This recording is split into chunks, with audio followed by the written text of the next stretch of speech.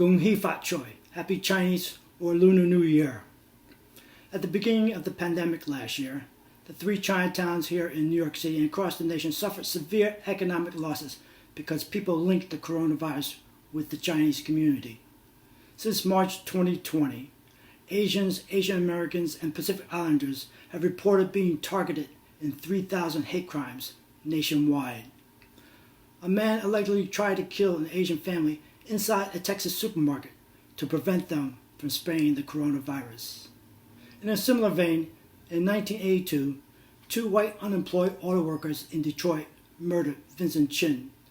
Even though Mr. Chin was Chinese, the 2 workers thought Mr. Chin was Japanese and blamed him for the Japanese auto industry rise. Asians, Asian Americans, and Pacific Islanders in New York City and across the nation continue to face this type of racist aggression. Several months ago in Penn Station, a white man came up to me and coughed in my face. I held back my tongue and my clenched fists and walked away. Community advocates say that more victims are now coming forth because they do not speak English or are undocumented.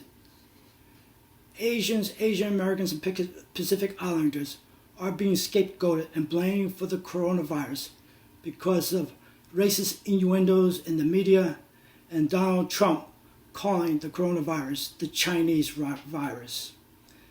Scapegoating Asian, Asian Americans, and Pacific Islanders in the United States is nothing new. The 1875 Page Act banned Chinese women from immigrating to the United States. The Exclusion Act of 1882 was the first and only law implemented to prevent a specific ethnic or national group from entering the United States.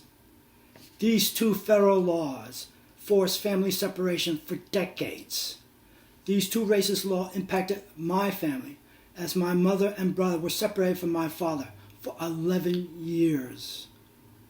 During World War II, Japanese American internment in the United States was the forced relocation and incarceration in concentration camps of about 120,000 people of Japanese ancestry. 62% of the internees were United States citizens. I can cite many, many more examples of racist and violent acts against Asian Americans, and Pacific Islanders in the United States. The reality is that Asian Americans, and Pacific Islanders are often considered strangers in our land. Some people think of us as foreign, strange, or exotic. We are often ignored or overlooked by whites, since we are not black or brown, just other. We are stereotyped as the model minority, despite the fact that many Asian American, and Pacific Islanders live in poverty. The Asian American, Pacific Islander experience in the United States embodies the ongoing history of brutal and violent acts upon our brown, black, and red brothers and sisters.